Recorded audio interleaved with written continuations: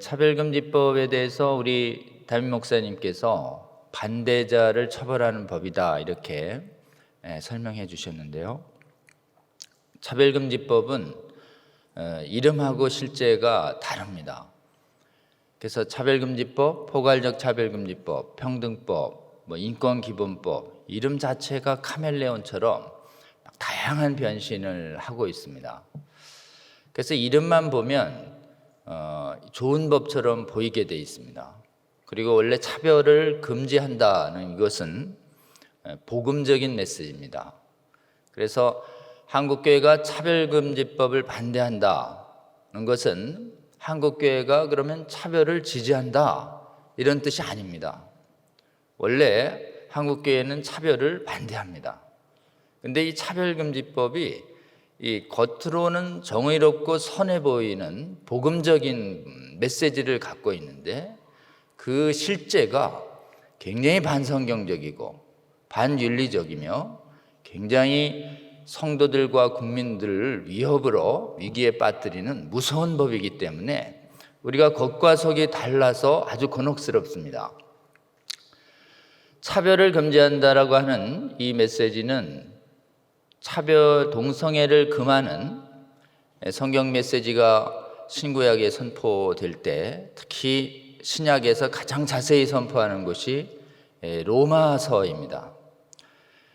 로마서와 고린도전서와 디모데전서 이렇게 사도 바울의 서신에서 동성애를 금하는 복음적 메시지가 반복적으로 성도들에게 선포될 때요, 이 로마서의 말씀을 보면 1장에 하나님 앞에서 유대인의 이방인들도 죄인이다 이러면서 동성애가 분량이 가장 많습니다. 그 다음에 유대인도 하나님 앞에서 죄인이다라는 게 로마서 2장에 나오고, 그렇기 때문에 하나님 앞에서 율법을 지키는 의로운 행위로 구원받을 자는 아무로 없다. 그래서 의인은 없다. 그래서 전적으로 새로운 하나님의 의가 나타났는데 그것은 하나님 아버지께서 보내신 예수 그리스도를 보혈의 은혜를 믿음으로 전적인 하나님의 은혜로 구원받는 그 의에 의해서 믿음으로 받는 의에 의해서만 구원을 받는 데 있어서 헬라인이나 유대인이나 차별이 없느니라 라는 것이 로마서 3장 22절입니다. 그래서 차별하지 말라는 원래 성경적 메시지는 로마인이나 헬라인이나 인간이 선택할 수 없는 인간의 속성을 가지고 차별하지 말라는 것이에요. 그러니까 남자나 여자나 흑인이나 백인이나 아니면 동양인이나 이 피부의 컬러를 가지고 차별하지 말고 민족으로도 차별하지 말라라고 하는 것이 원래 복음적인 메시지입니다. 그렇기 때문에 사실은 제목 자체를 반대하기가 굉장히 어려워요. 그리고 원래 이렇게 사람 사이에 선택할 수 없는 속성을 가지고 차별하는 것은 성도들이나 국민들은 마땅히 하면 안 됩니다. 근데 문제는 동성애 차별금지법의 논리는 이 사람을 차별하는 것이 아니라 동성애를 반대하는 죄라고 얘기하는 인간 사이에서 하나님의 음행의 하나로 정하신 동성 성행위를 잘못된 것이다 라고 얘기하는 이런 행위를 동성애나 동성애자 집단에 대한 차별로 몰아버리는 것이에요. 그래서 성경에 대원리가 있죠. 죄인은 사랑하시는 우리 하나님, 그러나 죄는 굉장히 혐오하시고 미워하시는 우리 하나님입니다. 그래서 죄와 죄인에 대해서 하나는 혐오하시고 하나는 사랑하십니다.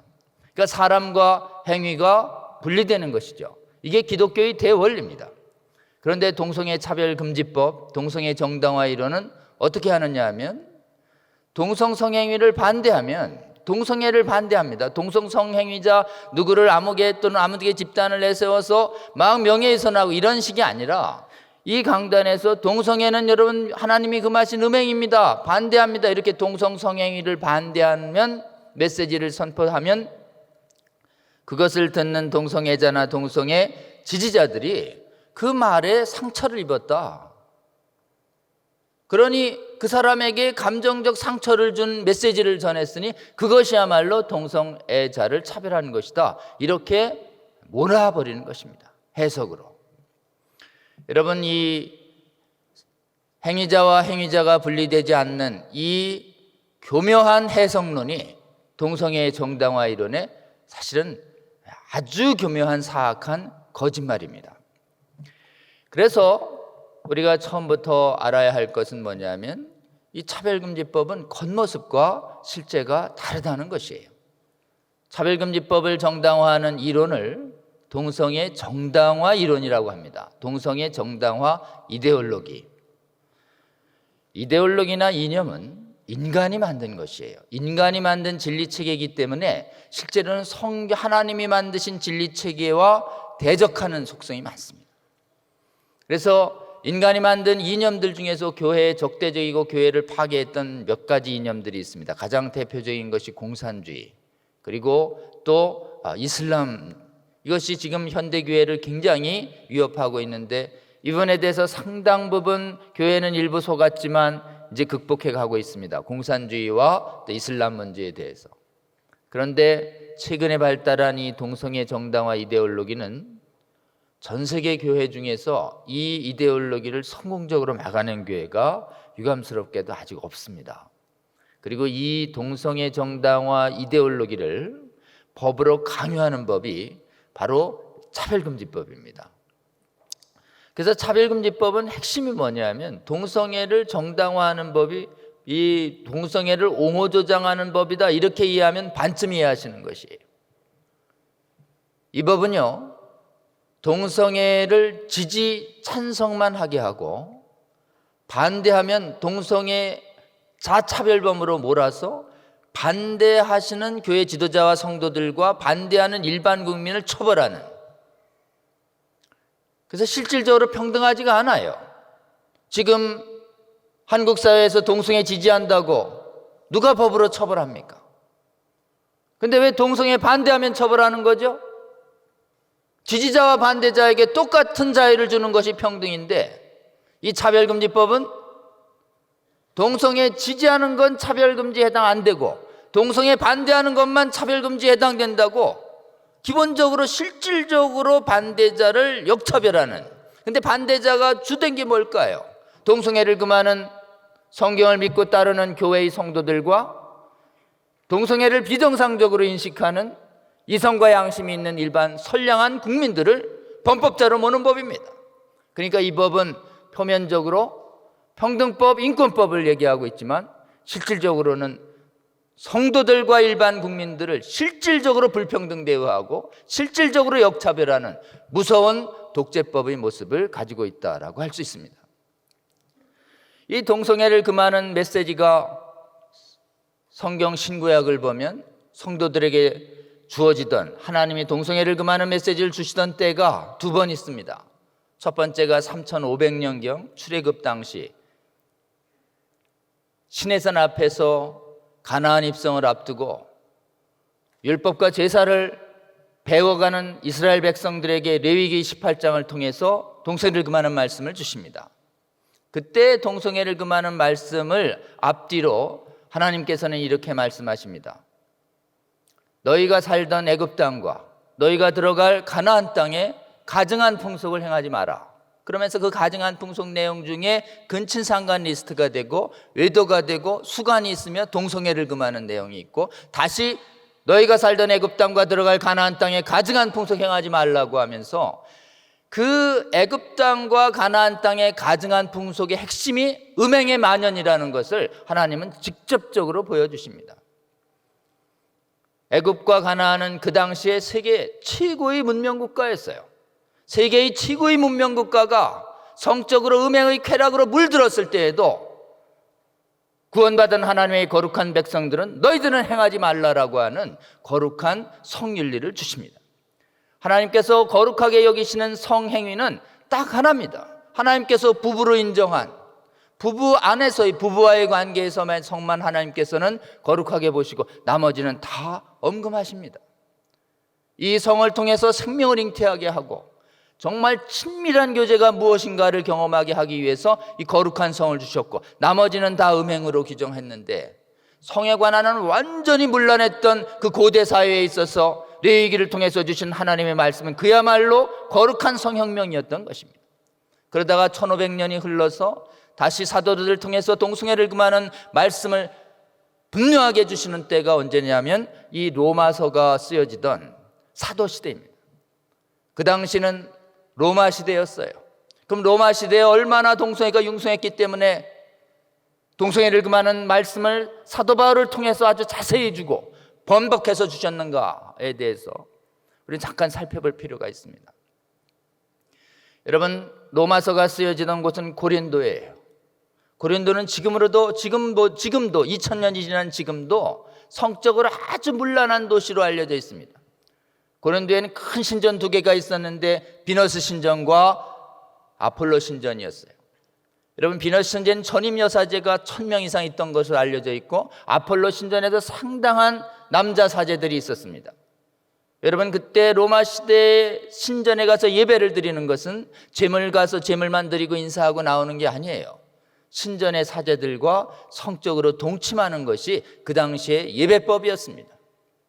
그러면 비너스 신전에 있는 1000여 명의 여사제들이 매일 저녁 무렵이면 노출과 화장을 하고 예배객을 모으기 위해서, 동침하는 예배객들을 모으기 위해서 고린도 시내를 활보했고, 그 고린도 시내를 활보하는 전임 여사제들을 따라서 가서 비너스 신전에서 날이 새고 날이 지도록 음행으로 예배를 드렸던 도시가 고린도였습니다. 대부분은 남자였지만 비너스 신전에 여자가 예배를 드리는 경우도 상당히 있었습니다. 그럼 여사제와 여자의 예배자는 동성애를 행했던 것입니다. 그렇기 때문에 사도 바울은 레위기는 남자의 동성애로 여자의 동성애를 대표했지만, 로마서는 아주 구체적으로 여성의 동성애와 남성의 동성애를 분리해서 얘기할 정도로 당시의 로마서에는, 로마 시대에는 남성 동성애뿐만 아니라 여성 동성애도 상당히 만연되어 있었습니다. 그리고 아폴로 신전이 있습니다. 아폴로 신전은 태양신이에요, 남자신이에요. 아폴로 신전에 섬기는 사제들은 남자예요. 미동들입니다. 거기서 남자가 예배할 때는 어떻게 할까요? 동성애밖에 예배드릴 방법이 없는 것입니다. 그래서 공부를 해보면 서양 속담에 남자 둘이 아폴로적인 행위를 했다라고 하면 이건 동성애를 했다는 의미로 받아들여집니다. 그리고 당시의 황제들은요, 이 로마서가 쓰여지던 당시의 황제는 네로예요.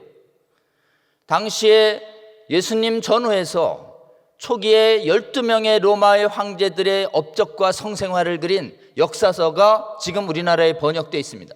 그게 수에토니오스의 12명의 황제들이라는 책을 여러분 검색해보면 우리나라에 있어요. 그게 쓰여진 시기가 100세기, 1세기, 2세기에 쓰여집니다. 황제들마다 뒤에 성생활이 나오는데 유감스럽게도 12명의 황제들 중에 글라우디오 황제 딱 하나 빼고 아우구스투스부터 도미티아누스까지 11명의 황제들이 전부 동성애를 행한 것으로 명백하게 나옵니다. 특히 로마서가 쓰여진 당시의 네로 황제는 근친상간 각종 음란한 성행위를 소슴치 않고 했을 뿐만 아니라 동성애에 심취한 나머지 동성 결혼식을 2번 올립니다. 한 번은 신랑으로, 한 번은 신부로. 그리고 당시의 정신 지도자들은, 당시의 그리스 로마 시대의 정신 지도자들은, 오늘날의 정신 지도자들은 우리 목사님이지만 헬레니즘 시대의 정신적 지도자들은 철학가예요. 철학자들이 오늘날의 목사님, 교수님과 같은 존경과 권위를 받고 있습니다. 그 철학자들이 동성애를 어떻게 보여주는가 보여주는 책이 플라톤의 서적에 지금 나와 있습니다. 여러분, 우리는 성경을 믿지만 성경을 안 믿는 외부의 사람들에게 있어서 인문학과 철학에 있어서 진리에 있어서 가장 권위 있게 받아들이는 사람이 누구냐? 그리스의 철학자들이에요. 그 중에서 플라톤은 당연히 압권입니다. 소크라테스는 책을 한 권 안 썼지만 플라톤이 소크라테스의 연행과 자신의 책을 썼어요. 그래서 플라톤의 책은 성경 다음으로 많이 읽힐 정도로 서양인에게 엄청난 권위를 갖습니다. 플라톤이 서술한 책 중에 향연이라는 책이 있습니다. 심포지움으로 번역된 책입니다. 그 향연은 에로스, 인간의 사랑에 대해서 다룬 책인데 다시 한번 읽어보면 거기에 소크라테스를 비롯한 여러 명의 철학자들이 나와서 인간의 사랑을 어떻게 고양할 것인가를 논의하는 그 자리에서 사랑의 상대가 유감스럽게도 그 철학자들은 사랑의 상대가 자기의 배우자나 이성애인이 아닙니다. 전부 소년 애인으로 나옵니다. 소년 애인을 줄치면서 읽다 보면 향연을 읽을 수가 없을 정도로 상대가 소년 애인이에요. 소년 애인이라는 건 10대 후반이기도 하지만 중반이기도 하고 10대 초반이기도 한 것이에요. 심지어 어떤 사람은 10대도 안 된 어린아이를 40, 50대의 철학자가 내 애인이라고 데리고 다니면서 동침하는 것이에요. 그게 그 당시의 문화였습니다. 오늘날로 따지면 미성년 소아 성폭행범들이 그 시대의 철학자들이었던 것이. 그럼 한번 생각해 보세요. 황제들이 동성애를 합니다. 영적인 지도자들, 지식적인 지도자들인 철학자들이 대놓고 동성애를 해요. 일반인들이 예배 장소에서 동성애를 합니다. 그러니 일상생활에서 동성애가 얼마나 만연되어 있었겠습니까? 성적인 쾌락이 극에 달았던 시대, 3500년과 동일하니까 그때 예수 그리스도의 핏값으로 구원받은 하나님의 백성들은 거룩하게 살기 위해서 너희들은 이 세대를 본받지 말고 거룩하게 살으라라고 하는 동성애를 엄금하는 말씀을 주셨습니다. 기독교가 서양의 문화 속에 더욱더 발전해서 정말 로마 시대가 성적으로 타락한 끝에 점점 정결한 가족들을 찾기 시작하니까 며느리와 사위로 기독교인들을 자꾸 찾기 시작해서 기독교인들이 로마의 핵심 권력층에 들어가서 결국은 황제의 가족까지 들어가죠. 그래서 로마가 300년 만에 사실은 기독교 황제와 기독교의 황족이 나타나면서 로마가 기독교화됩니다. 그래서 거의 수천 년 동안 동성애를 비롯한 각종 음행이 관영했던 유럽 땅에 기독교 문화가 정착이 돼서 음행이 잠깐 줍니다. 그로부터 한 1000년이 흘렀어요. 그동안 기독교가 국교화되면서 사실은 여러 가지 단점도 있지만 장점은 거룩한 성생활이 회복된 유럽 땅이 됐었습니다. 그런데 기독교가 국가를 통해서 강요되면서 인간의 자유와 창의를 제약했다는 이유로 다시 한번 인간의 자유와 창의를 고양했던 그 문화를 찾아보자. 거기가 어디냐? 그리스 로마다. 그래서 사실 15세기 중반에 성경을 버리고 인간의 자유와 창의가 존중됐던 그리스의 로마의 문화로 돌아가자고 하는 운동이 일어납니다. 그게 르네상스예요. 그래서 르네상스는 장점만 있는 게 아닙니다. 인간의 자유와 창의가 부활되자 동성애를 정당화했던 철학자들의 사상이 부활한 것이, 그래서 기독교 정신에 의해서 세워진 각종의 대학 속에 논리와 논증을 중시하는 헬레니즘이 확보되면서 확산되면서 오늘날의 세계 유수의 대학들의 기본 문화는 성경을 따르는 헤브라이즘이 아니라 그리스 로마의 철학을 따르는 인본주의가 오늘날의 전 세계의 대학을 점령해 버렸습니다. 그래서 논리와 설득을 중시하고 인간의 교만함을 충족시키는 인문학이 발달하면서 지난 수백여 년 동안 동성애 정당화 이데올로기가 발달해서 오늘날 세계 유수의 선진국들은 전부 2000년 전 로마처럼 동성애를 정당화하는 학문들이 융성했고 동성애를 정당화하는 문화가 융성해 버렸습니다. 그래서 여러분, 세계의 명문대학 가서 나는 성경을 믿어요, 아직 성경대로 동성애를 반대합니다라고 하면 지금 이 시대가 어떤 시대인데 그런 반지성적이고 반현대적인 고리타분한 사상을 가지고 있냐고 비난받고 조롱받는 시대가 돼버렸습니다. 그래서 지금은 문화적으로 완전히 동성애가 교회 바깥의 세상을 점령해버렸다는 측면에서 3500년 전이나 2000년 전이나 지적으로나 영적으로나 동일한 시대가 돼버렸습니다. 더 나아가서 오늘날에는 아주 특별하게 동성애를 옳다고 하는 이론뿐만 아니라 동성애의 옳음을 법을 통해서 강요하는 그 법이 만들어집니다. 여러분, 로마서의 1장 32절은 이렇게 끝납니다. 그들이 이런 일을 행하면 하나님께서 사형에 해당한다고 정하심을 알고도 자기들만 행할 뿐만 아니라 그런 일을 행하는 자들을 옳다 하느니라. 이 그런 일 안에 동성애를 넣으면 로마 시대에 동성애를 행하는 자들을 옳다고 하는 철학자들이 있었다라고 하는 것입니다. 그러니까 동성애 정당화 이데올로기는 2000년 전에도 있었고 3500년 전에도 있고 오늘날에도 있는 것이에요.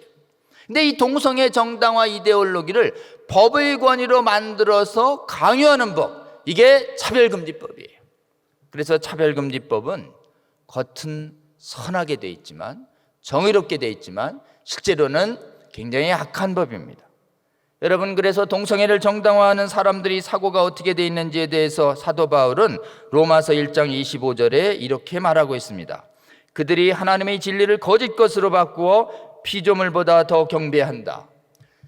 하나님의 진리를 거짓으로 바꿨다. 이게 그들의 사고방식이에요. 그럼 동성애를 옳다고 하는 이론은 동성애는 틀린 것입니다. 동성애는 옳은 게 아니에요. 동성애 하나님의 기준에 어긋난 것이에요. 하나님의 기준에 어긋났는데 이제 하나님의 기준에 어긋나지 않는다고 누가 얘기하는가? 강단에 선 일부 교회의 지도자들이 우리에게 복음을 전해준 복음의 선진국 유럽 각국과 북미와 오스트레일리아, 호주와 남아공 같은 데에서 이 차별금지법이 제정돼서 이제 동성애를 금하는 건 하나님이 금하지 않습니다. 성경의 그 가르침은 이 시대에 적용되지 않습니다라는 메시지가 선포되고 있는 것이에요. 여러분, 이게 뭘까요? 거짓을 진리처럼 말하는 사람. 다시요, 거짓을 진리처럼 말하는 사람, 죄를 죄가 아니라고 말하는 것, 이것에 대해서 하나님은, 예수님은 굉장히 단호하게 정죄하십니다. 여러분, 이런 사람들을 거짓 교사라고 합니다. 거짓 복음을 전하는 자라고 그래요. 하나님의 말씀이 아닌데 자기 생각인데 하나님의 말씀이라고 전하는 사람을 거짓 선지자라고 합니다. 이 거짓 선지자, 거짓 복음을 전하는 자 앞에서 하나님은, 우리 예수님은 아주 단호하게 죄인은 긍휼히 여기며 교제하시지만 이런 분들과는 전혀 긍휼히 여기시며 교제하지 아니하시고 화 있을진저 거짓 선지자들이여 라고 아주 정죄를 단호하게 하십니다. 여러분, 동성애를 옳다고 하는 이론, 동성애를 정의로운 법처럼 위장하는 차별금지법, 이것은 성경에 비추어 보면 뭐냐? 오늘날의 거짓 교사이고 거짓 선지자들인 것입니다. 이 거짓 교사와 거짓 선지자들에 대해서 어떻게 대응할 것인가에 대해서 오늘 목사님을 통해서 마태복음 7장 15절 같이 읽었는데요, 예수님께서 우리에게 대응 지침을 주셨습니다. 거짓 선지자들을 너희들 나를 믿고 따를 때에 만날 거야. 그럼 거짓 선지자들을 만나거든 이렇게 대응하라 라고 말씀을 주셨습니다. 한번 읽어볼까요? 거짓 선지자들을 삼가하라. 양의 옷을 입고 너희에게 나오나 그 속에는 노략질하는 일인이라. 여러분, 거짓 선지자들 우리 만납니다. 그 거짓 동성애 정당화 이론하는 거짓 선지자 이론을 우리가 만나고 있고요, 그 다음에 정의로운 법처럼 위장한 차별금지법 만납니다. 만날 때 그 어떻게 우리에게 나오는가에 대해서 양의 옷을 입었대요. 복음의 옷을 입었습니다. 차별을 금지한다라고 하는 복음의 옷을 입었어요. 동성애자에 대해서도 하나의 인격체로서 인권을 존중해야 된다는 것 같은 대의 명분을 입었어요. 그래서 양의 옷이니까 반대하면 양을 반대하는 거야, 이렇게 얘기하는 것입니다. 그럴 때 우리가 먼저 대답을 해줘야 됩니다. 이 법 없이 어떻게 성소수자의 인권을 보호하죠? 라고 하는 질문이 하나 있어요. 차별금지법 없으면 어떻게 동성애자나 기타 여러 가지 다양한 사람들의 부당한 차별을 보호하나요? 얘기할 때 우리가 이렇게 대답해 줘야 됩니다. 이 법 없이도요, 지금에 있는 현행법으로 충분히 보장됩니다. 이렇게 얘기할 수 있어야 됩니다. 어떻게 보호하죠? 이거에 대해서 제가 설명드리겠습니다. 동성애자라고 해서 음행을 했다고 해서 채용을 안 하거나 직장에서 내쫓을 수 있나요? 노동법상 정당한 사유가 안 되기 때문에 안 돼요. 그러니까 노동법으로 보호됩니다. 고용차별. 그럼 저 사람 동성애자라고 막 놀리고 사람 막 모욕하면 어떻게 하죠? 이건 현행법으로 저 사람 동성애자라고 막 공개하고 까발리고 모욕하면요, 현행 형법에 모욕죄, 명예훼손죄로 처벌합니다. 그러니까 형법으로 인격을 보호해줘요. 동성애자는 물건 안 주면 어떻게 하죠? 민법 관계법으로 다 보호합니다. 시설 이용 못하고 하면 관계법 공정거래법으로 다 보호하는 것이에요. 그럼 이 법은 동성애자의 인권을 보호한다라고 하는 양의 옷을 입고 들어와서 실제로는 무언가를, 반대자를 탄압하는 데 쓰는 것이에요. 우리 예수님이 그 실체를 정확하게 그 속은 노략하는 일이니라. 노략질은 뭘까요? 뺏는다는 뜻입니다. 뭘 뺏을까요? 이리가 도둑질을 합니까? 이리는요, 생명을 뺏어요. 이 무언가를 뺏어요. 그럼 이 차별금지법 무엇을 뺏을까요? 여러분, 차별금지법이 뺏는 그 실체를 정확하게 알아야 합니다. 동성애의 반대를 처벌하면요, 어떤 결과가 되느냐 하면 반대의 자유가 사라져요. 이 반대의 자유를 사라지게 하는 이것이 우리의 무엇을 뺏는지 좀 자세히 풀어서 우리는 이해할 필요가 있습니다. 여러분, 우리는 신앙이 있죠. 믿음이 있습니다. 그리고 기독교라는 종교를 갖고 있습니다. 현행 문명국가의 각국 헌법들은 종교의 자유를 헌법상 보장하고 있어요. 신앙의 자유를 보장하고 있어요. 그럼 신앙의 자유란 무엇인가? 신앙에서 옳다고 하는 것을 믿고 행하고 가르칠 자유를 말합니다. 그럼 우리는 성경의 가르침, 동성애를 금하는 성경의 가르침을 믿고 음행을 금하는 하나님의 가르침을 지키며 대대로 가르치고 바깥 사람한테 선교할 이 자유를 가지고 있는데, 동성애 차별금지법 제정되면 성경 다 가르쳐도 좋은데 비정상적인 성행위를 금하는 신구약의 성경 말씀은 가르치지 마라, 빼고 가르치라, 이런 뜻이에요.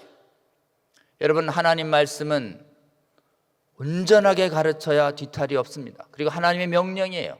더하지도 말고 빼지도 마라. 더하고 빼고 비트는 순간 이단이 되는 것이에요.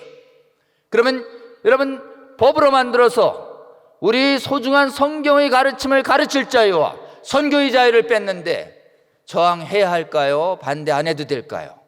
우리는 반대해야 할 줄로 굳게 믿습니다. 이게 신앙의 자유를 뺏는 법이에요.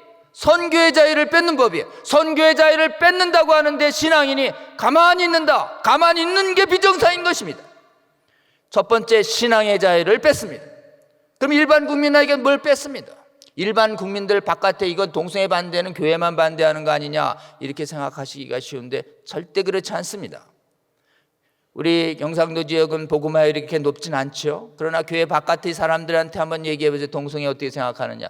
그게 정상, 비정상이지 그게 정상 아니잖아. 사람이 어떻게 그런 걸 해. 사람은 남자하고 여자하고 만나는 것이지. 이렇게 생각하는, 하나님을 모르고 성경을 안 믿는 사람이 많을까요? 적을까요? 이런 분들이 굉장히 많습니다. 이런 분들이 이성과 양심이 깨어있는 분들이에요. 이성과 양심에 따라서, 내가 가지고 있는 양심에 따라서 내가 옳다고 있는 것, 나는 동성애가 틀리다고 생각한다, 이성애가 남자와 여자가 만나는 게 정성이라고 생각하는 교회 바깥의 사람들에게 그렇게 말하면 법으로 만들어서 처벌하겠다는데 동의하십니까? 이러면요, 당연히 반대하죠. 그러니까 일반인들의 무엇을 막는가? 일반인들이 양심상 자기가 옳다고 말할 이 자유를 양심의 자유라고 합니다. 신앙인에게는 신앙을 뺏고 교회 바깥의 사람에게는 양심의 자유를 뺏는 법입니다. 그 다음에 동성애에 대해서 우리 교회에 와서 김재현 약사님이나 여만섭 원장님 아마 강의 많이 했을 겁니다. 주 내용이 뭘까? 동성애가 보건적으로 육체적으로 얼마나 위험한지에 대해서 여러분 많이 들으셨을 거예요. 그럼 동성애의 유해성이 있어요. 보건적 유해성, 특히 육체적 유해성, 정신적 유해성, 재정적 유해성, 도덕적 유해성, 이런 유해성에 대해서 연구를 해서 그것을 그대로 전할 자유, 진실과 진리를 학습해서 그대로 전할 자유, 이걸 뭐라고 하느냐? 학문의 자유라고 그래요. 여러분, 학문의 자유를 뺐습니다. 진실을 전하지도 못해요. 다른 건 다 정해도 동성애의 폐해는 전하지 마라 라는, 이렇게 되는 것입니다. 그 다음에 국민들이 알고자 하는 것을 그대로 알릴 자유, 이걸 언론의 자유라고 그럽니다. 그리고 언론기관 입장에서 보면 이걸 표현의 자유라고 그래요. 그래서 표현의 자유도 뺐습니다. 여러분, 양심의 자유, 신앙의 자유, 학문의 자유, 표현의 자유, 알 권리는 문명국가면 다 인정하는 헌법상의 기본권이에요. 한번 따라해 볼까요? 신앙의 자유, 양심의 자유, 학문의 자유, 표현의 자유, 이 자유를 다 뺐습니다. 그럼 어떻게 할까요? 동성애에 관한 한 오직 지지하는 사람만 큰 소리를 떠들 수 있고 반대하는 사람은요 침묵을 강요당합니다. 이걸 뭐라고 할까요? 지지자들만 자유가 있고 반대자는 자유가 없어요. 지지자들의 전체주의, 지지자들의 독재가 되는 것입니다. 인간에게 자유를 뺏는 동성애 차별금지법, 반대자 처벌을 통해서 반대의 자유를 뺏는 무시무시한 독재법이다, 무시무시한 음행 강요 독재법이다라고 하는 것을 우리는 첫 번째로 직시해야 합니다. 여러분, 이러한 정확한 실체를 알리면서 지지하십니까? 이렇게 물어야 제대로 답변을 들을 수 있어요. 예수님의 말씀처럼 양의 옷을 입고 너희에게 나아오나 그 속은 노력하는 일이니까 예수님의 말씀이 뭐냐? 삼가하라 하는 것입니다. 여러분, 이 삼가가 한국말로 보면 만나지 마라 이런 뜻처럼 보이잖아요. 하지 마라. 근데 영어의 NIV 버전을 보면 삼가하라가 이렇게 되어 있습니다. Watch out. 잘 살펴. 잘 살피는 거의 반대가 뭘까요? 대충 보는 것이에요. 차별금지법 대충 보면 다 지지하게 돼 있습니다. 그러니까 이렇게 물으면 다 지지해요. 성소수자 인권을 보호하고 성소수자도 인권을 한 인간의 하나로서 보호받아야 되는 거 아닙니까? 그러니까 성소수자뿐만 아니라 장애 등 여러 가지 다 부당한 차별을 막는 법인데 찬성하세요? 이러면요. 찬성하죠. 이래 되는 것이 KBS에서 나온 차별금지법 지지 여론 85%는 다 실체를 정확하게 알려주지 않고 양의 옷을 보여주면서 착한 법이죠? 지지하세요? 네, 이렇게 되는 것입니다. 그러니까 우리가 정확하게 다시 질문을 바꿔요. 동성애를 반대하는 신앙인을 처벌하고 동성애를 반대하는 양심적인 사람들을 처벌해서 반대의 자유를 박탈하는 법인데 반대자를 범법자로 만드는 법인데 찬성하세요? 그러면요 반대입니다 이렇게 나와요. 반대가 더 많이 나와요. 혹시 유튜브에 KBS에서 열린 토론회가 2년 전에 차별금지법에 대해서 열렸어요. 그때 진중권 교수, 금태섭 의원, 저와 이현주 의원이 나가서 거기서 토론회를 했습니다. 토론회 오늘 보니까 한 6, 7만이 좀 조회한 것 같아요. 댓글은 한 3,000개 달렸습니다. 근데 그거를 읽으신 분들의 댓글을 전부 보면 반대자 처벌법이라면 차별금지법을 반대합니다는 반대 여론이 거의 8, 90% 나옵니다. 그걸 보면 반대하고요, 모르면 지지합니다. 그러니 우리가 어떻게 해야 될까요? 차별금지법의 정확한 실체를 알려야 합니다. 첫 번째 실체, 반대자의 자유를 뺏는 법, 자유를 뺏는 독재법이라는 실체를 좀 알려야 되고요. 두 번째는요, 동성애의 피해를 알려야 돼요. 인간의 건강을 뺏는 동성애, 음행을, 인간의 육체적 건강과 정신적 건강을 훼손시키는 육체적 죽음으로 몰아가는 동성애의 위험성을 그대로 알려야 합니다. 이 동성애의 위험성을 알리면서 이거를 비난하면 처벌하는 법인데 어떻습니까? 이러면 당연히 반대하게 돼 있습니다. 여러분, 근데 실제로 더 무서운 건 뭘까요? 동성애 차별금지법은요, 거짓말을 강요하는 법이에요. 거짓과 죄를 강요하는 법입니다. 여러분, 이 거짓을 강요할 때 하나님께서는 거짓말을 말하는 사람을 그대로 방관하지 않으십니다. 하나님 말씀이 아닌데 하나님 말씀처럼 전하는, 거짓말인데 진실처럼 전하는 거짓 선지자들이 시대에 많은 국민들에게 지지를 얻어갈 때 하나님은 참 선지자와 참 사도를 보내서, 그리고 예수님 직접 오셔서 아주 준엄하게 거짓말을 꾸짖습니다. 왜 꾸짖을까요? 여러분, 에스겔서를 보면 하나님이 거짓을 어떻게 생각하는지 보여줍니다. 13장 19절쯤 보면 에스겔아, 바빌론에 있는 에스겔을 부릅니다. 이스라엘에 평안이 있을 거라고 자꾸 거짓 선지자들이 얘기하는데 이스라엘은 황폐할 거라고 전해라. 그리고 당분간 바빌론에서 살아야 한다는 이 현실을 알려라. 그러면서 그들이 안 들을지라도, 안 듣더라도 가서 내 얘기를 전해라. 이러면서 거짓 선지자들에게 강력한 경고를 하시면서 이렇게 얘기하십니다. 그들 거짓 선지자들은 거짓말을 지어내어 내 백성들의 영혼을 죽이는도다. 다시요. 그들은 거짓을 지어내어 거짓을 고지 듣는 내 백성들의 영혼을 죽인다. 이렇게 되어 있습니다. 여러분, 거짓을 진리처럼 말하는 것이 왜 무서운가 한번 생각해 보세요. 동성애 차별금지법, 조금 이따 제가 자세히 설명하겠지만 엄청난 독소 조항이 있어서요, 이것이 특히 교육에서 동성애를 반대하는 강의를 하지 못하도록 되어 있습니다. 그러면 초중 고등학교 어디에도 동성애의 유해성을 들을 수 있는 게 안 돼요. 그리고 모든 교육기관이 금지되기 때문에 교회에서도 동성애 반대 설교가 금지됩니다. 그러면 어떻게 될까요? 우리 자라나는 세대들은 동성애가 옳은지 알고 괜찮은 줄 알고 자기 몸에 실험을 합니다. 자기 몸에 실험하면 동성애의 악마적 쾌락에 중독될 가능성이 아주 높습니다. 그리고 일평생 그 메시지가 교정되지 않으면 동성애가 옳은 줄 알고 계속 행하는데 하나님 아버지를 믿어요. 그럼 어떻게 될까요? 하나님 나라에 갈 수 있을까요?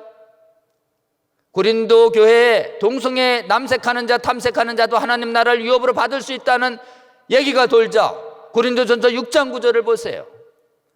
불의한 자는 하나님 나라를 유업으로 받을 줄 알지 못하느냐, 미혹되지 마라. 그 중에 남색하는 자, 탐색하는 자가 들어가는 것이에요. 여러분, 거짓말을 고지 들으면 거짓말 고지 듣는 내 백성 죽는다가 하나님의 말씀이에요. 그러니까 동성애를 옳다고 하고 하나님을 믿으면 계속 동성애 습관이 노출되면 구원을 잃을 가능성이 있습니다. 영생을 잃는 것이에요. 그러니까 뭘 뺐나요? 생명을 뺏는 것입니다.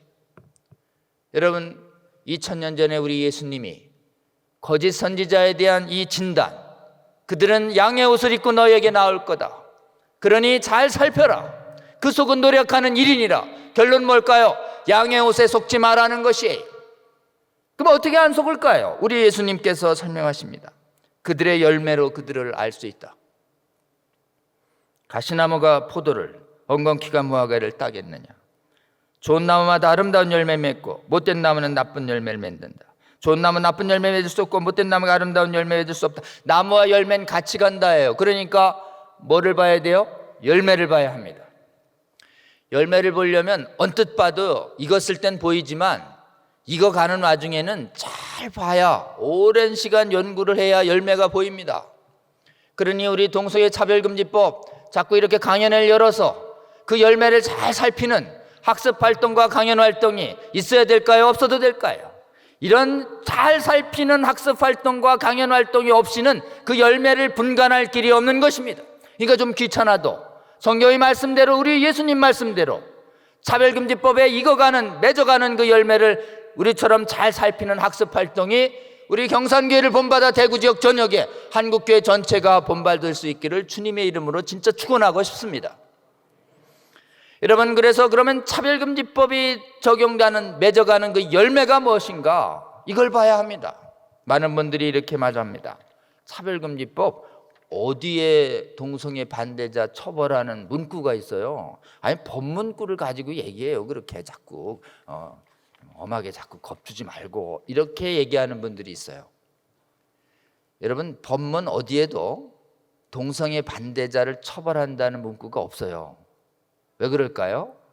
법문구는 오시기 때문에 그렇습니다. 법문구는 좋게 돼 있어요. 그래서 법문구에 어떻게 숨겨 있는지 제가 설명을 드릴게요. 차별금지 사유에 동성애를 포함하는 개념을 넣습니다. 차별금지가 20개 막 여러 가지 정당한 차별금지 사유까지 다 끌고 들어오는데요. 왜 그럴까요? 혼자 안 들어오고, 왜 정당한 차별금지인 남녀나 장애나 연령이나 민족이나 이런 거 다 끌고 들어올까요? 그건 정당한 차별금지 사유예요. 근데 왜 동성애가 혼자 안 들어오고 같이 들어올까요? 가라지는요, 가라지만 들어오면 눈에 확 띄어요. 그러니까 어떻게 들어와요? 가만히 알곡 속에 숨어 들어오는 것이에요. 마귀가요, 그냥 혼자 안 들어옵니다. 성도들에게 섞여서 들어오는 것이. 그러니까 다른 차별금지 사회는 들러리예요, 들러리. 자기를 위장하기 위해서 다른 여러 가지 차별금지 사회를 같이 들고 들어오는 거예요. 다른 차별금지 사회도 다 개별적 차별금지법이 따로 있습니다. 그러니까 우리가 이렇게 얘기해 볼 수 있죠. 아니, 동성애를 의미하는 그 조항, 성적 지향 같은 거 이거 빼면 되는 거 아니냐. 이거에 대해서 진중권 교수가 이렇게 얘기했습니다. 성적 지향이 빠진, 동성애가 빠진 차별금지법은 핵심이 빠진 것이다. 비유적으로 말하면 안고 없는 찐빵이다. 그거 빼면 재정 하나 만하다, 이런 취지예요. 여러분, 여러 가지 포괄적 차별금지 사유에 다른 건 다 들러리고 다른 건 다 정상처럼 보이지만 핵심이 뭐예요? 동성애를 포함하는 개념을 차별금지 사유에 넣는데 그게 뭐냐? 세 가지예요.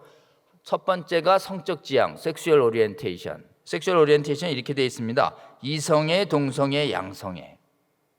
섹슈얼 오리엔테이션이 그냥 다양한 비정상적인 동의 성적인 취향을, 변태적 성행위를 다 포함하는 말이에요. 성적 취향이라는 말이. 그러니까 성적 지향, 이게 동성애를 의미하는 것이라고 처음에 몰랐는데 이번에 정의당안은 아예 성적 지향에 뭐라고 되어 있냐? 이성애, 동성애, 양성애 다 들어가 있어요. 동성애가. 그러니까 성적 지향이 이렇게 동성애를 원래 포괄하는 말이에요. 친절하게 이번에 풀어줬습니다. 실체를 드러냈어요. 그 다음에 성별 정체성이라는 젠더 정체성이에요. 이 젠더 정체성은, 젠더라는 건 섹스랑 다른 말입니다. 남녀를 의미하는, 육체적 남녀를 의미하는 영어 표현인 섹스와 인간이 선택한 성인 젠더는 영어로는 확 다른데 우리나라는 번역해 놓으면 다 성이에요. 그러니까 더 헷갈리죠. 그러니까 성정체성, 이게 젠더 정체성인데, 젠더는요 동성애를 정당화하는 이론입니다. 왜 그럴까요? 부부가 이래 살다가 한 사람이 나 오늘부터 타고난 성 아닌 다른 성을 선택할래 이러면요 그대로 바뀌어요. 그러니까 남자가 난 여성으로 할래 그러면 여성으로 바꿔줘요. 그러면 어떻게 돼요? 부부가 여성이 되는 것이에요. 그러니까 이게 곧 동성애 정당화 이론입니다. 젠더 이론이. 그리고 이번에 성별이라는 것에 정의당 안엔 여성, 남성 그 이외에 분류할 수 없는 성, 이렇게 해서 분류할 수 없는 이 제3의 성에 동성이 들어가는 것이에요. 차별금지 사유에 동성애를 의미하는 법문이 들어옵니다.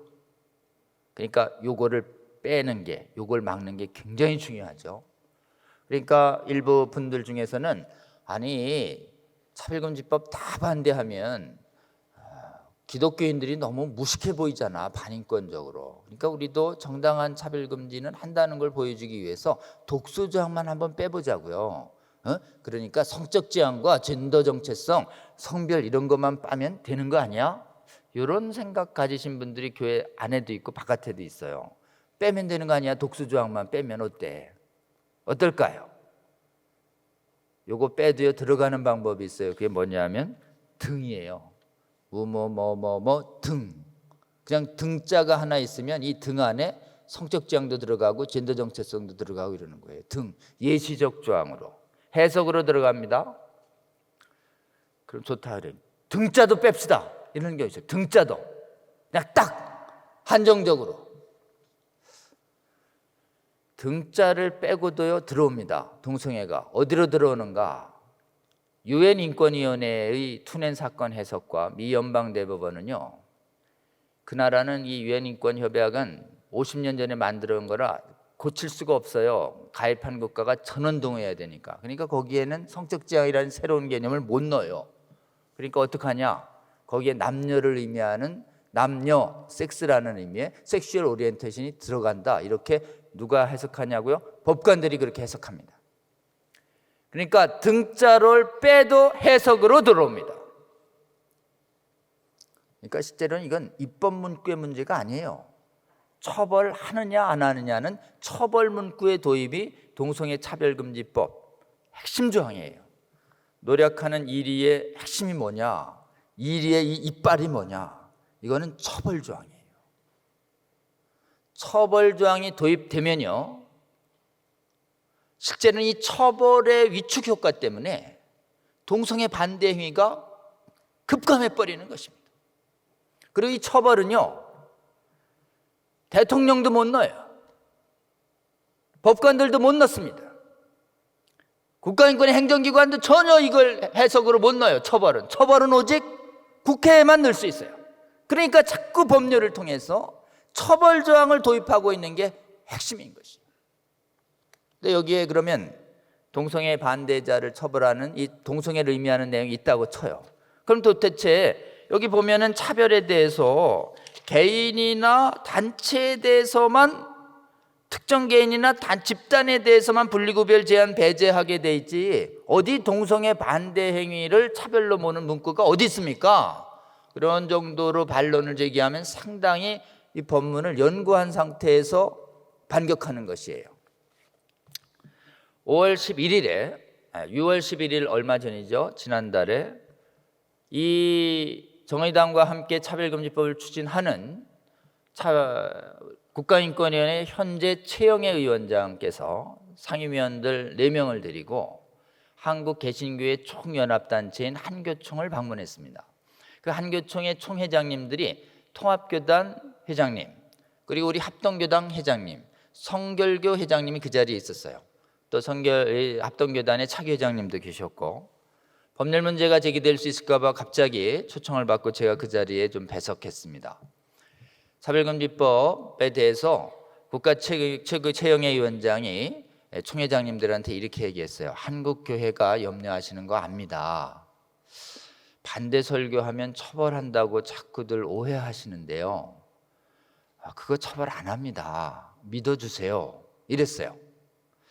그 현직 위원장이 와서 처벌 안 한다고 막 얘기하고, 그러니까 다른 분들이 반박하기도 어렵고, 그래서 제가 그때 좀 일어나서 이렇게 얘기했습니다. 그동안 국가인권위원회에서 낸 보고서를 보면요, 전부 동성애 반대 행위를 차별로 모는 그런 보고서를 채택을 했습니다. 그래서 제가 이 보고서에, 국가인권위원회 보고서가 2번 나오는데요, 공식 보고서가 2016년 홍성수가 책임자가 연구한 혐오 표현 실태조사 및 규제 방안 연구, 국가인권위의 사이트 가면 있습니다. 그 다음에 2005년에 조여울이라는 사람이 진 국가인권정책 기본계획 수립을 위한 성소수자 인권 기초현황조사라는 보고서에 보면 이렇게 돼 있습니다. 이걸 차별로 보는 거로: 동성애를 비정상적으로 표현하는 상담, 이성애가 정상이라는 상담, 동성애를 도덕적으로 윤리적인 문제로 다루려는 시각 자체, 인간 남녀가 결합해서 사는 게 정상, 동성애가 죄라는 강한 표현도 아니에요. 동성애는 비정상, 이성애가 정상, 이렇게 얘기한 것만으로도 이게 차별이래요. 동성애를 도덕으로 반하는, 성도덕에 반하는 만족 표현 행위, 이거 전부 차별이라는 보고서를 채택하지 않았습니까? 이렇게 물었어요. 국가인권위가 발간한 거니까. 그랬더니 잠깐 침묵하시더니 정색을 하시고 이러셨습니다. 반대 설교하시면요, 차별 맞습니다. 근데 처벌은 안 할게요. 믿어주세요.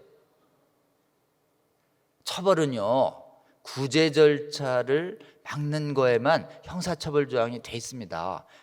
너무 걱정하지 마세요. 이래 돼 있습니다. 그래서 제가 그랬습니다. 위원장님의 말을 믿고 싶습니다. 그런데 유감스럽지만 처벌 조항이 도입되면 이것을 해석 적용하시는 분은 국가인권위원회 위원장님만이 아닙니다. 이 법을 처벌 조항을 적용 집행하는 사람들은 일선의 경찰관들이고 일선의 검찰이며 나중에 법원의 심판하게 될 겁니다. 국내의 사례를 보면 경찰, 검찰, 법원이 전부 동성애 반대 행위를 인권침해법으로 몰아서 민사법정, 형사법정에 세우는 것이 해외에 차고 넘치는 사례인데, 향후에 이 법이 도입된 후에 그렇게 반대자를 처벌하지 않으리라고 장담하실 수 있겠습니까? 이렇게 얘기하니까 화제를 딴 데로 돌렸습니다. 여러분, 이렇게 얘기해 주셔야 됩니다. 국가인권위의 보고서는 동성애 반대 행위를 차별로 본다는 보고서를 채택했다. 해외의 사례가 중요합니다.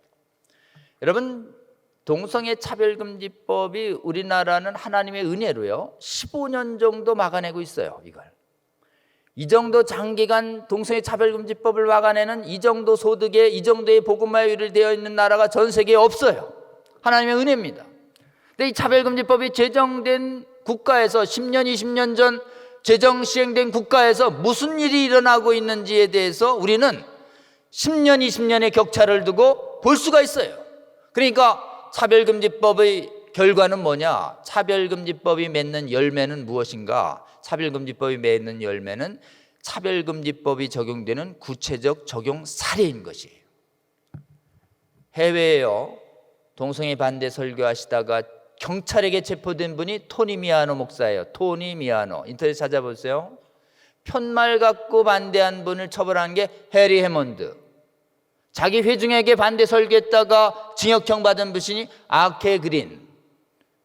평신도 중에서도 동성애 축하한다는 그 문구를 써달라고 하는 그 문구를 거절했는데 처벌되신 분들이 평신도. 동성애 탈출하고 싶어요 상담하고자 하는 그 상담한 의사와 상담사들이 자격들이 박탈됩니다. 동성애에 대해서 어떻게 생각하니 질문에 반대한다고 사내에서 대화를 나눴는데 인사부에 해부되는 것이에요. 동성애 반대 강의한 교직과 교사들 전부 자격 정지되는 동성애 전체주의 사례가 인터넷에 차고 넘칩니다. 에이, 문명국가에서 그럴 수가 있어 이러면 어떨까요? 증거를 들이대면서 이게 팩트라고 얘기해야 합니다. 아유 믿기 싫은데 그래도 믿기 싫어도 증거되면 믿어야 돼요? 안 믿어야 돼요? 여러분 믿기 싫어도 증거를 들이대면 인간은 증거 앞에서 겸손해서 대부분의 80~90%는 받아들입니다. 증거를 대도 아주 강력한 양심의 화인 받아가지고 뻔뻔하게 부인하는 사람은 한 10% 정도 돼요. 그런 분들한테 너무 상처받지 마세요. 대부분의 국민들은 동성애에 대해서 탄압하는 국내의 사례를 제시하면 아 처벌되는구나 이렇게 인식합니다. 그러면 지금 법안에 형사는 구제 절차를 방해하는 것만 하게 돼 있잖아요. 그리고 네 영역만 모든 영역이 아니에요. 네 영역뿐이에요. 고용, 교육, 시설 이용, 행정 서비스 이런 네 영역만 처벌할 테니까 그 영역만 피해 가세요. 이런 논리도 최근에 일간지하고 방송에서 나왔습니다. 근데 여러분 네 영역, 고용, 재화, 그 다음에 시설 이용, 행정 서비스 이게 전혀 좁은 영역이 아닙니다. 대부분의 일자리가 있죠. 특히 교회에서 일자리를 갖고 있는 분이 교회에서 전부 이렇게 동성애 반대 메시지가 반복적으로 선임되면 여기서 직장인인 분이 난 정말 이 직장에서 너무 동성애 반대 설교가 많아서 괴로워요 이러면 고용차별이 되는 것입니다. 교육이 금지되면요 초중고등학교 어디도 그리고 기독교 독립학교 어디도 동성애 반대 설교를 못해요. 시설 이용도 마찬가지예요. 동성애 축하 케이크, 축하 카드 만들어 달라고 계속 요구할 때 우리가 거절하는 경우는 뭡니다. 그래서 영역 좁다고 얘기하면 영역은 실제로 넓습니다. 근데요 영역이 없는 조항이 하나 있어요. 영역이 없는 조항. 영역 없는 조항도 있다 이렇게 기억하세요. 3조 5호입니다. 정의당한 3조 5호. 여긴 영역이 없어요. 그냥 합리적 이유 없이 성별을 이유로 개인이나 집단에 대한 분리구별 제한 배제 거부. 이 표현에 보면요 개인이나 집단에 대한 것만 처벌하는 것처럼 법문은 돼 있어요. 근데 아까 얘기했죠? 동성애 반대 행위를 하면 개인과 집단에 대한 반대로 뭡니다. 다시요. 법조문은 개인과 집단에 대한 거를 해놓고 동성애 반대하는 메시지를 하고 개인과 집단을 안 했는데 개인과 집단에 한 거로 해석으로 몰아가는 것이에요. 그러니까 이게 해석이에요. 그래서 무섭습니다. 그러니까 여러분 이 법조문을 개인과 집단에 대한 것으로 동성애 반대를 해석으로 몰아가기 때문에 이것이 반대 행위를 처벌하는 것이 이 법 위반이 되는 것이에요. 이 법 위반이 되면 형사처벌은 제보자에 대해서 불이익 조치하면 돼 있어요. 이 불이익이라는 게요 제보자를 무슨 해고하거나 징계하거나 이래던 것만 하는 게 아닙니다. 예를 들면 동성애 반대 설교한 담임 목사님을 누가 제보해서 담임 목사님이 아주 곤혹을 치를 때 여기 계신 장로님 한 분이 제보자를 만나서 뭐 그런 것까지 제보하고 그래. 그럼 어른이 말이죠, 제보했다고 제보자를 탓하는 듯한 언행을 해서 내 정신적 고통받았다 그러면 형사처벌 갈 수 있어요. 이게 제보자 불이익입니다. 형사처벌이 이렇게 좁은 게 아니에요. 근데 처벌이 형사만 있는 게 아닙니다. 더 고통스러운 게 행정처벌이에요. 이행강제금, 시정권고 내려요. 동성애 반대 설교하지 마십시오. 시정권고를 이행 안 하면 이행될 때마다 3천만 원 한 대로 무제한적인 이행강제금이 떨어집니다. 10번 떨어지면 3억이에요. 이것뿐만이 아닙니다. 더 무서운 건 손해배상이에요. 이 법을 위반한 사람을 손해를 미치면 손해배상하는데 손해는 무제한이에요. 손해가 무제한입니다. 손해배상금이.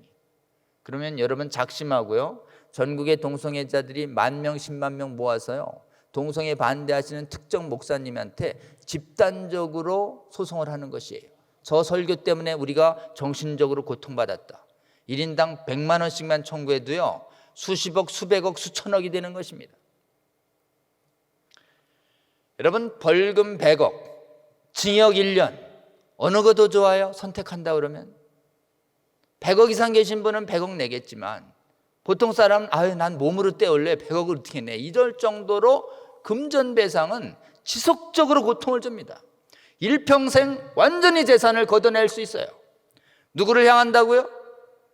교회의 목사님들과 교회의 지도자들을 향해 가고 일반 평신도들도 여기서 자유롭지 못합니다. 뭐까지 뺏어요? 자유도 뺏고 생명도 뺏고 실제로는 재산도 뺏는 법이에요. 자, 이런 법 앞에서 한국교회는 반대해야 할까요? 반대 안 해야 할까요? 이 법의 실체를 알고 가만히 있는 게 옳을까요? 분연히 일어나서 이런 반성경적인 악법에 싸우는 것이 정상일까요? 저는 싸우는 것이 정상이라고 굳게 믿습니다. 여러분, 동성애 차별금지법은 이 시대의 거짓 선지자예요. 우리 예수님의 말씀처럼 정확한 실체를 잘 살펴서 삼가해서 알면 미혹되지 않을 수 있습니다. 예수님의 메시지는 아주 간단합니다. 속지 않는 것이에요. 누가 차별금지법 지적만 해주세요. 이거 반대자 설교하는데 처벌 안 할게요. 믿어야 될까요? 안 믿어야 될까요? 속아야 될까요? 속지 말아야 될까요? 저는 속지 말아야 할 줄로 굳게 믿습니다. 동성애 정당화를 미혹할 때 사도 바울이 명령했어요. 미혹되지 마라. 고린도전서 6장 9절이에요. 겉에 양의 옷만 보고 속지 마라. 우리 예수님의 말씀이에요. 여러분, 속지 말라고 예수님도 말씀하셨고 사도 바울도 말씀했는데 우리가 공부 안 해서 속는다면 성경 말씀을 어기는 것입니다. 그러니까 지금 한국교회가 1차적으로 할 일은 뭐냐면 우리 경산교회처럼 아직 이 실체를 모르는 한국의 성도들을 깨워내는 것이에요. 여러분, 그래서 첫째 기도 제목이 있습니다. 동성애 차별금지에 노력하는 실체를 정확하게 알아서 한국교회 전체가 속지 않는 교회에 되달라고 꼭 기도해 주시면 좋겠습니다. 여러분, 그리고 정확한 실체를 알면 한국교회가 쪼개지지 않습니다. 이건 진보 보수의 문제가 아니에요. 진보 기독교는 찬성하고 보수 기독교는 반대한다 그래서 보수 기독교만 반대하는 것으로 몰아가려고 합니다. 근데 여러분, 동성애가 뭐가 진보 보수의 문제입니까? 이건 복음의 문제고 신앙의 문제인 것이에요. 성경의 문제인 것입니다. 그러니까 복음 안에서 진보 보수 정책 견해를 달리하는 분들이 다 연대해서 한 목소리로 성도들이라면 정치적으로 현 정부를 지지하든 반대하든 이 차별금지법은 초당적으로, 초지역적으로, 초정파적으로 반대해야 할 줄로 굳게 믿습니다. 여러분, 그래서 두 번째 기도할 게 있습니다. 한국교회가 지역적으로, 정파적으로 초월해서 지금 한국교회 총연합이 일치돼서 반대하고 있는데 일치돼서 반대하는 한국교회 되게 해달라고 꼭 기도해 주시면 좋겠습니다. 그리고 키는 국회의원들이에요. 대한민국 기독국회의원들이 이 시대를 위해서 국회의원이 되었다는 것을 자각하고 이 반성경적 악법을 막기 위해서 설사 당론이 찬성으로 나오더라도 당론에 맞서서 신앙을 지키는 대한민국 기독의원 되달라고 기독의원들 위해서 꼭 기도해 주시면 좋겠습니다. 그래서 전국의 기독교인들이 함께 일어나서 소속 기독 의원들을 깨어내고 다시 양심적인 국민들을 깨어내서 양심적인 국민들을 막아낸다면 이 한국교회는 동성애 차별금지법을 막아내는 최초의 국가 될 수 있다고 저는 굳게 믿습니다. 이 사역에 적극 동참해 주시고 기도해 주시는 우리 경산교회 성도 여러분 되시기를 주님의 이름으로 축원하고 싶습니다. 잠깐 기도하고 제 강의를 마치겠습니다. 하나님 감사합니다. 주님께서 사랑하시는 우리 경산교회 성도 여러분들 차별금지법의 위험한 실체 배울 수 있는 시간 허락하여 주셔서 감사합니다. 성령 하나님 함께하여 주시옵소서. 이 시간들은 동성애 차별금지법의 정확한 실체를 우리 영혼 속에 깊이 새겨서 아직 실체를 잘 모르는 주의 성도들과 국민들을 깨어내는 일에 하나님 참여할 수 있게 하여 주시옵소서.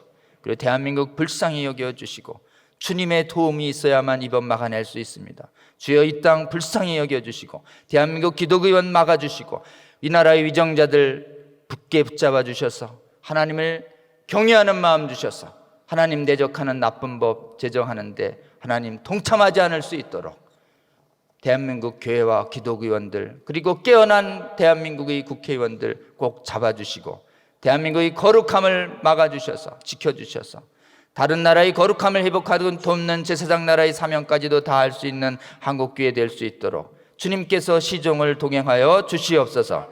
예수 그리스도 이름으로 기도합니다. 아멘.